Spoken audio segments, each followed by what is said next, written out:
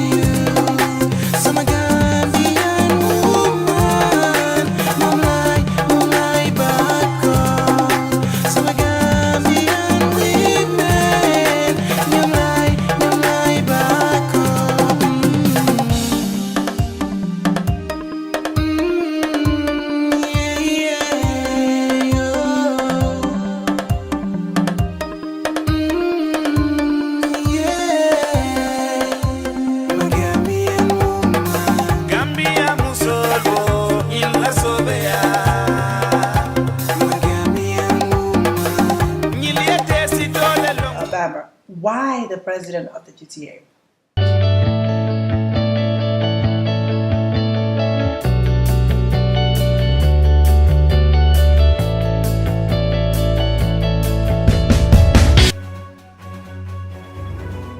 This program because when you do, here's what I want you guys to do. When somebody tells you their problem, it's because that person trusts you. Absolutely. What was it so important to you that you felt like you have to be the president of the Gambian Texas Association here? Okay. Or what motivates you? What inspired you to be the president of the GTA? Alright, so I'm going to give you the most honest answer that I can give you. Initially, I didn't want anything to do with it. I moved here, like I said, 5 years ago. After maybe a year or so being here, former president of the G.T.A, who was my, like I said, one of my best friends here, one of the greatest guys that I've ever met. Like, I sincerely mean shout out to Bas. Yes, big shout out to him. This dude is so awesome, down to earth guy, wonderful individual. Take a shirt out of his back and give it to him if you need it. Yes, I've seen him do it many times. He doesn't like for me to be saying it. Some of the things that he does to the community, he doesn't want me to mention. All that good stuff. That's the kind of person he is. Thank you, Bas. He does a lot. So he started whispering in my ear, dude, we need you. I'm like, for what? President of the GTA. I'm like, you're out of your mind. He said, we need your energy. We need somebody to re-energize this community. I'm like, no. My wife was like, hell no. Right? So that may sound crazy, but because of that, when I sat back and had a, heart-to-heart conversation with the wife, and then I looked back in the mirror and said, well, you know what? Your community is calling for you to help them. Absolutely. You can't say no to that, right? Although I did for a very long time. So it went from Bas to another amazing friend of mine named Alfie. Who's in charge of Joy. Joy, yeah. Superb individual. Like, these are the people like Bas and Alfie and many others here who, when I mention their names, I have chills go through me because they are so great. Great people. Alfie lives right down the road from here. His wife and Aisha are best friends now. So really good people. He also was in my ear all the time. GTA president, GTA president. And then there's several others who are just calling on me like, dude, whenever we see you in the community, you seem like that kind of person that just goes around, shakes hands, exchanges names, those types of things. We want your Your energy. Right. That's And what they're you like, guys don't get. they're like, we need somebody from the Absolutely. outside to come in and re-energize this great group of people. Absolutely. I said no to a point where I'm like, okay, you know what? I can't continue to say no to this because then I don't know. I just thought it would be too much. I couldn't handle it based on everything that I have going. You know, full-time job, the kids, and I take on a lot of extra projects at work. You know what I mean? Just for my own personal growth. So I do all of that, and some of those require some personal homework assignment that you have to do at home, presentations, all of that stuff. So I'm like, there's just no way I can do it. I wouldn't be able to. But I turned out that was just an assumption that I made. You already that wasn't real. stopping yourself. Right. I was making an assumption that wasn't real. But, you know, when it came to time for elections, I was still saying no. But then some key people from the community asked me to just leave my name on the ballot and then say no when I get to the voting place. I'm like, why? Like, well, no, people are very excited to hear that your name is on there.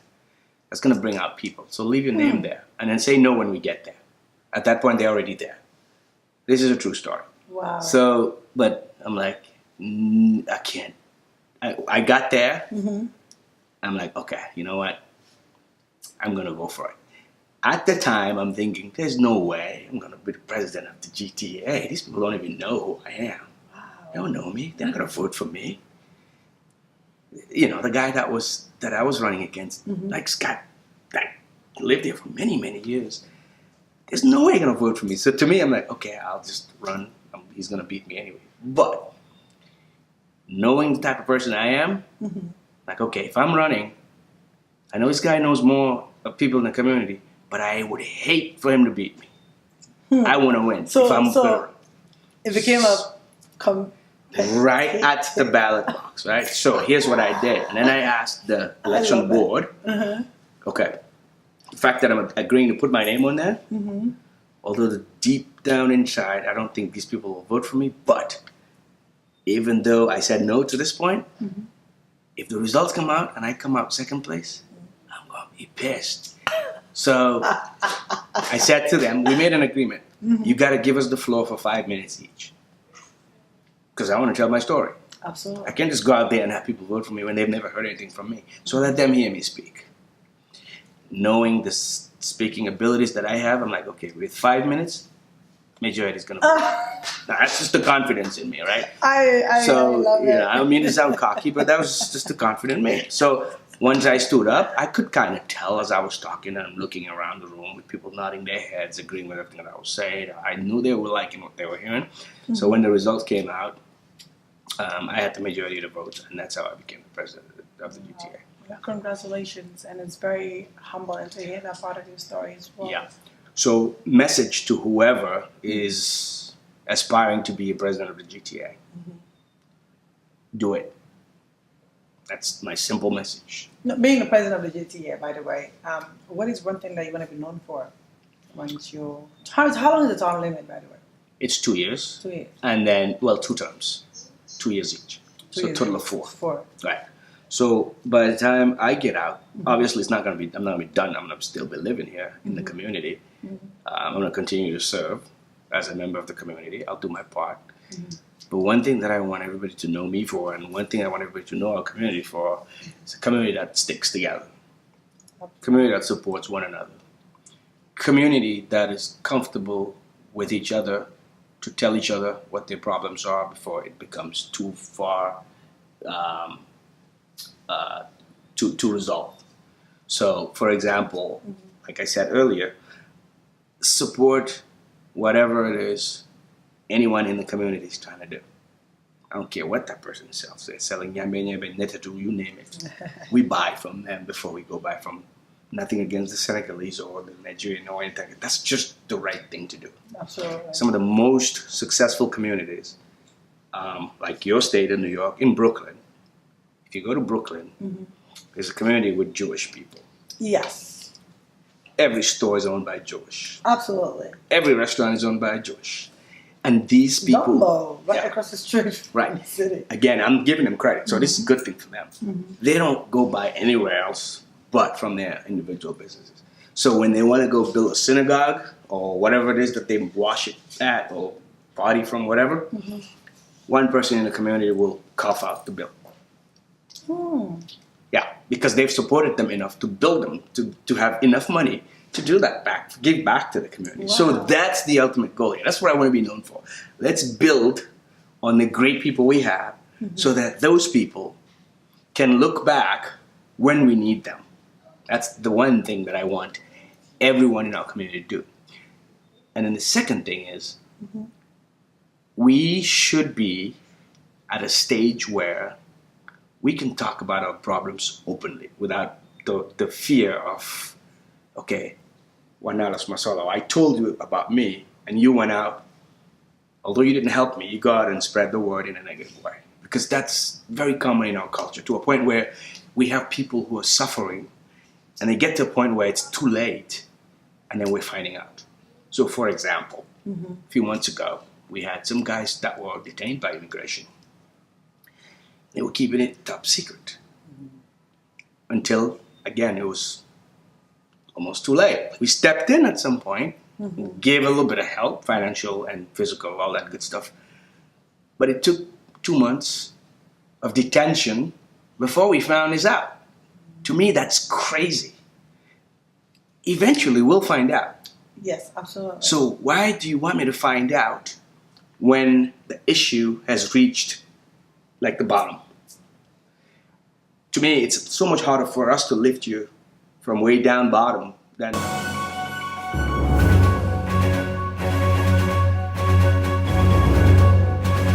if we found the problem out from the get-go, right? But you can't knock those people. You can't blame them either, because it's our culture. That's what I'm about to say, because Right. I know the Gambian culture. We Yeah. both growing up from the Right. Gambia as well. It's almost like the sutura. Yeah. Everything has to be low key. Whatever you're doing, it has to be low key. Yeah. We have a lot of undiscovered talent among Gambian people that cannot be discovered because everything has to be low key. Lunekada sutura sutura. Right. So I'm happy that you actually bringing that up where people need to start opening up. But how though, for a culture that's been so it's like I'm trying so hard to use the best adjective possible. I mean, shallow. I mean, I'm sorry. So true. It's a very shallow community. Yeah. So how do people feel? How would they feel comfortable to come out and start talking about the problems when our cultures we've been so shallowed to keep everything within ourselves? Yeah. So I think, for people like, myself, whoever else comes after me, we've got to continue to talk about it. We're going to come out of it. So like pretty much like an open door. Right. So I'm Communication. I'm preaching it every opportunity that I have. I'm encouraging people to do these types of things. It's a long road, long stretch, but doable. We can get there at some point, but we have to continue to believe that we can. But if we keep staying in the past, the future is moving on. We're going to remain there, so we don't want to do that. We got to keep talking about it. Eventually, again, our people are difficult to change, but Because of I think the culture. because of the culture, we can change them. Religion plays a big part. Absolutely. One of our that's biggest it. problems. We need to Diversity find a of way. the how they call it again, the tribes. Yeah, all of that That stuff. too. Gabi, we need to wake up people. Yeah, so Diversity of the tribes, and Yeah. it's just very shallow and very narrow, like you said. And with that idea that you have, I think it will really help us all if we can come out of our shell and start to talk about our problems and create a community that we would feel comfortable to communicate among each other, knowing that at the end of the day, your problem is my problem. Right. My happiness is your happiness. Your success is my success. Yeah. As easy as that. Right. But then to the people, to our people, and I hope everybody listens to this program, because when you do, here's what I want you guys to do. When somebody tells you their problem, it's because that person trusts you and that person is looking for a resolution. They need you to say something or do something to help them come out of the problem. Absolutely. They're not looking for you to go out or pretend like, you feel sorry for them. And then once you hang up, you pick up the phone and you call and you goes, girl, you're not going to believe what I just heard. That's not the point. You're missing the point here. This person needs your help. Absolutely. Help them out and call it a day. Yeah, stay away from talking about somebody else, the gossip. That doesn't resolve anything. Now, if we lose a member of our community, that's one person less. Absolutely. We're trying to build on a community, right? If we keep chipping off, eventually it's like one step, one back, one forward, one back kind of thing. It just slows the whole process down. So we need to figure out ways to help one another without anybody knowing these types of things or knowing in a negative way. I am all for it. I'm all for it. Yeah. And also, you being, of course, the president of the G.T.A. For the Gambians that are watching the show that have never been to Dallas or don't really know much about G.T.A. and, of course, the ones that are abroad, what is one thing that you want to tell them? It's so great about Dallas that they should all come, move here, and come join the community here. Right. First of all, it's a great place to raise kids. I second that. Right? True. Second thing is, people that don't live in Dallas don't know this. And I can tell you this firsthand because I didn't live there. For 20 years, I lived in New York. I thought I had it going on. I thought New York was the place to be. I thought my life was awesome. I thought like we had everything, right? And then you move up here, you look at people, you're like, whoa. So what Dallas does to you, it gets you to step up. You're forced to because you're looking at everyone moving at a certain pace. I'm telling you, Dallas is far ahead of, I can hands down say that the city of Dallas, when it comes to our Gambian people, it's a far better place than anywhere else. Doesn't even compare, not even close. I can say that. So for the people that are watching the show, this is the place that you can come and step up. Correct. So when you get here, what happens in Dallas is that there are so many people doing so many good things. Absolutely. That you're forced to step your game up. Like, you know what? I need to go back and enroll and get me some more classes or something. That's true. Things like that. So in a positive way, you're forced to step it up because you're looking at people, you're like, okay, I want to be like that. So because of that, whether they know it or not, you're motivated to do more. It's like internal, some kind of energy that you get from Correct. people. That's the thing. That positive energy that you feel off of. It makes you want to move up in life. Yeah. I don't mean to cut you off. Yeah, And and also on that note, to encouraging people to come move here in Dallas. And then on that note, actually, I also wanted to know, you being the president of G.T.A., talk to us about events that is known here only in Dallas, that everywhere in this world, every year they should be coming to Dallas for that event. Well, we're literally about a month away from that event. What is that event? It's a Labor Day weekend. Labor Day weekend. So Labor Day weekend is a 3-day weekend. So Friday, Saturday, Sunday, we have just all types of events, right? So for Fridays in the past, there are times where we'd have like a welcome party or somewhere like along those lines. We'll wear our cultural outfits, wear, cultural nights, what we'd call it. We'll party, right, to kick things off. And we'll go into Saturday. We'll rent out like a beautiful park where there's like multiple soccer fields. We'll have several soccer tournaments where we play games. And then we have a DJ. There's food all over the place. People just enjoying themselves. There's been times where after that we'll go and have another party. But we found that that's too much work. Too much goes into it. By the end of the weekend, the executive team is completely shut, like dead, tired. So we've taken that away now. So this time we're doing it a little different. Friday we have a special guest coming in to talk to us about immigration situations. This guy is an author, Gambian from another state that we invited. He's coming over this time around on Friday, August 31st.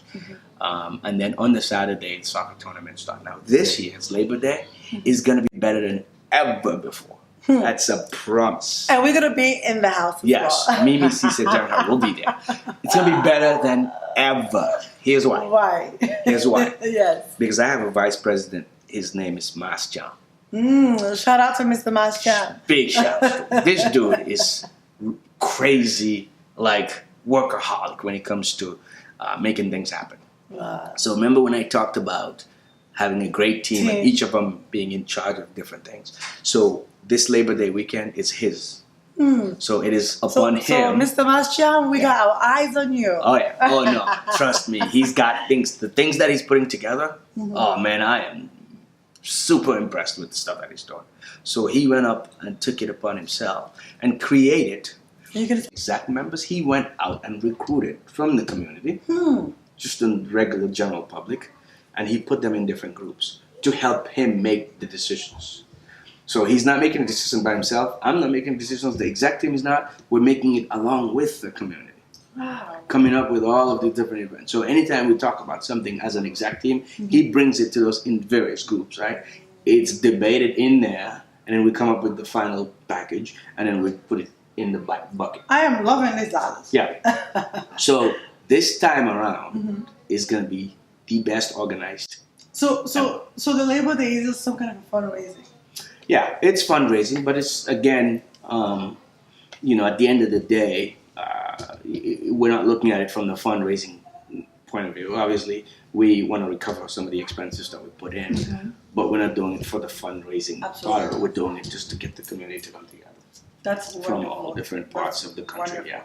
Yeah. What does the G.T.A. does also outside Dallas? Do you guys have like a non-profit that you sponsored, or is there something that you guys do for the Gambian community outside Dallas? Yes, we do. So we, from what I understand, many years ago they used to have a clothing drive that kind of died. It went away. It hasn't been done in a few years. Last year we brought it back, right? So we went out to the community and spread the word. Give us your clothing that you don't need. Stuff that's in the garage in garbage bags. Used, unused, we don't care. Some people donated brand new stuff. Some people give bicycles, toys, you name it. And then because of the great community that we live in, we have a guy named Fode Singate. Oh, that's my brother too. Fode donated the shipping costs of all of that stuff to Gambia. Wow. So, and then I was in Gambia in February.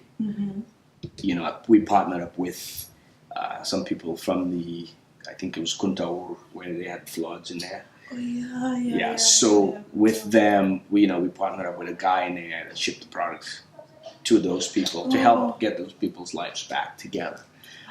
So that's the one thing. So this time around, when we do our clothing drive, I reached out.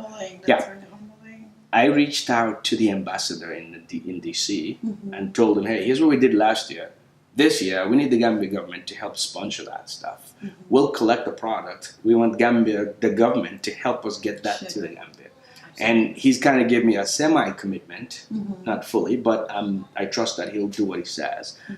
He told me to reach out to him, and we'll see, what we can do with whatever support they're going to give us. So hopefully STEM's going to be even bigger. Yeah. And like you said, we are here. And I love the fact that the G.T.A., you guys fully supported me with Janha show. And because of you all, I'm able to actually do the season 3 of the show. Yeah. I want to thank you guys so much. And, I will do my best. Yeah. If I will be in the area or wherever I will be, I would love to come and capture some of those moments. So that way, you guys, your stories can be told and be heard as well. It's going to be, you don't want to miss it. It's going to be some great moments this year for Labor Day events, I'm telling you. The Labor Day event, yes. So those moments you want to capture. But for everyone else throughout the U.S., you want to be in Dallas for this Labor Day. The 31st, 1st, and 2nd. Correct. 31st of August, September 1st and 2nd, September 1st and September 2nd. Yeah. So the Dallas is the place to be. So wherever you are, drop everything down and be in the house. And the party is going to be at Aldi's Event Center. Aldi's is owned by one of the members in our community. Oh, great. Wonderful nightclub, yeah. Great. Wow, Bamba. Listen, I forgot we've been talking. I just want to know so much things about, of course, the G.T.A. and then you as a person in general. Talk to us. How was it like being born and raised in Gambia growing up? What are some things that people that haven't seen you for a while, every time they see you, like, oh, that's Bamba. We knew it.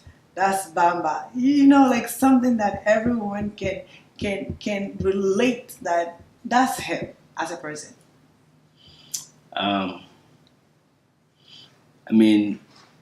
Growing up, I started out when I was much younger, believe it or not, I was very shy and one of those that just didn't talk much, and I'd go hide behind people. Wow. Believe it or not, that used to be me. Was it because of the culture? Or I think so. I think both. But culture had a lot to do with it because, in our culture, whenever you touch something, your parents will slap your hands and tell you don't do that, right? No question. Yeah, they don't encourage you to do things. Absolutely. They didn't. They just didn't. It was just a cultural thing. When you go outside to go play soccer, you're wasting your time.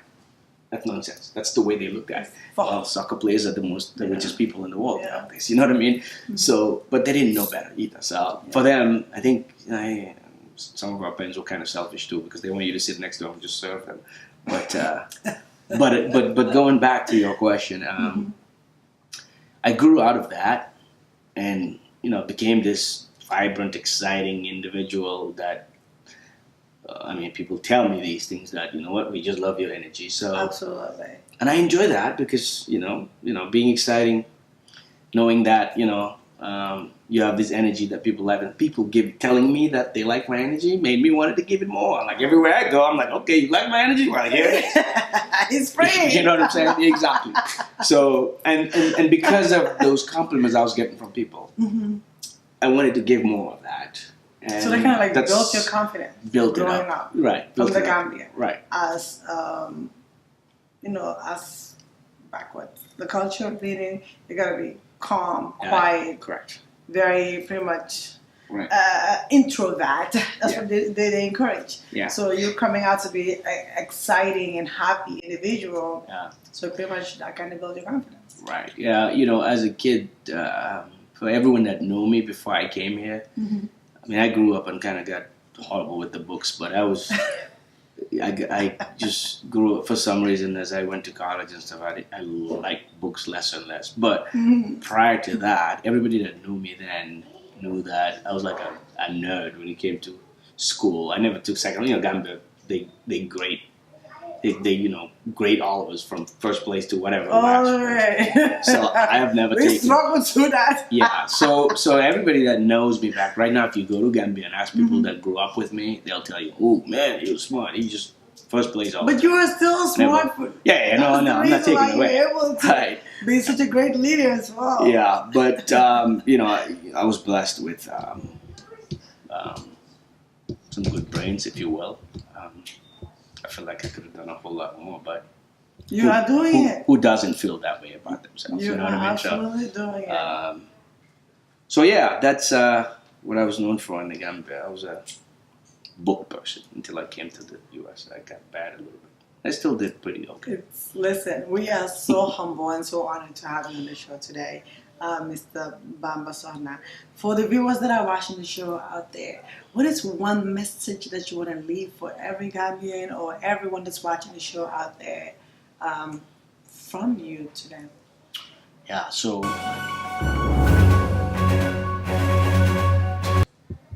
from the Western world, meaning we need to support each other.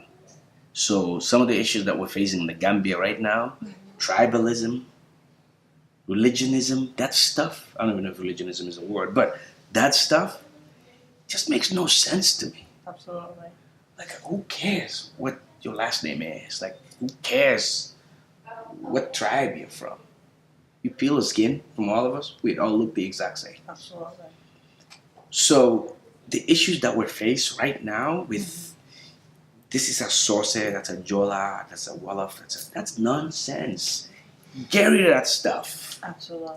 Right? And we work towards just, building a great country. We have these young kids that are trying to make it to the Western world via this back way thing. And they're all dying because they just want a better life. But I think it's everything we need is in the Gambia. If we can just find a way to, one, separate, the affairs of our governments and the way they run a country and organizations, all good stuff, separate that from two things, religion and the isms, tribalism, all that good stuff.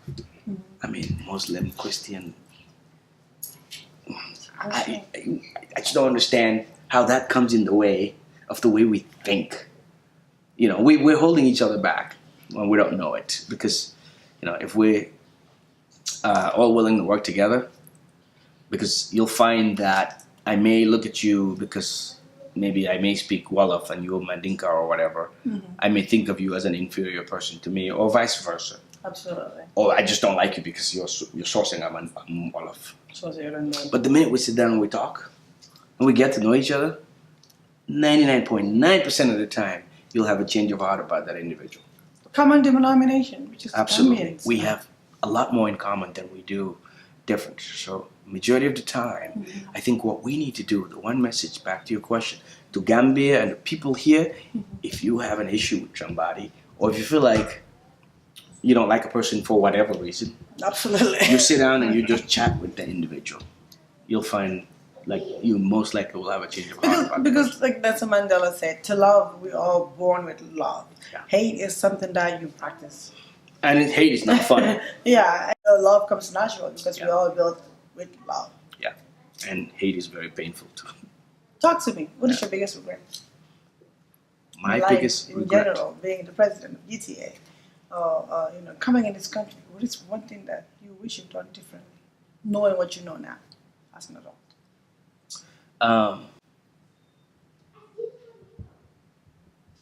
Man, I don't know. I love my life, but I'm trying to think of a regret. Maybe I would have packed up and moved to Texas sooner.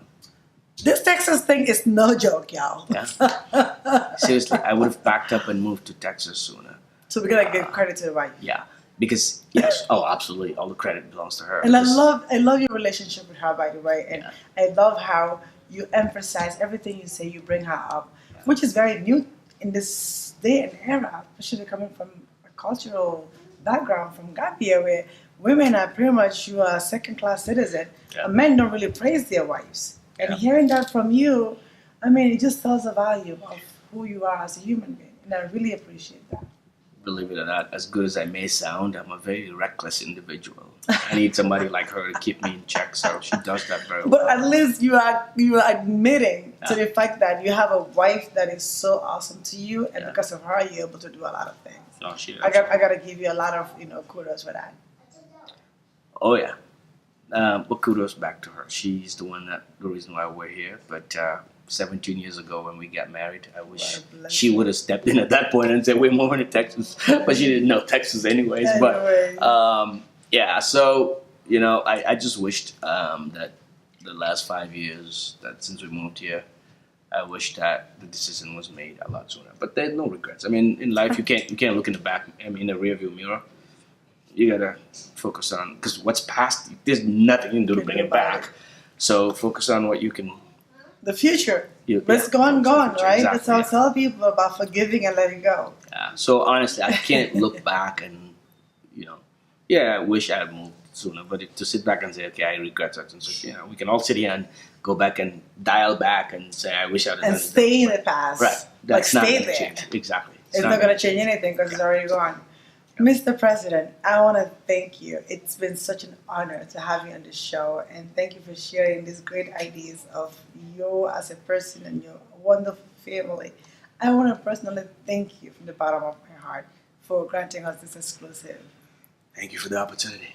I appreciate it. You're driving all the way up here to just interview me. I feel so special now. Listen, right, you are. Well, on that note, that brings us to the end of our segment for today. I'm your host, Mimi Sisi Janha, for the Mimi Janha Show. And it was such an honor, so humbling to have my brother, Bamba Sohna. That was amazing. Hey, make sure you don't edit this part.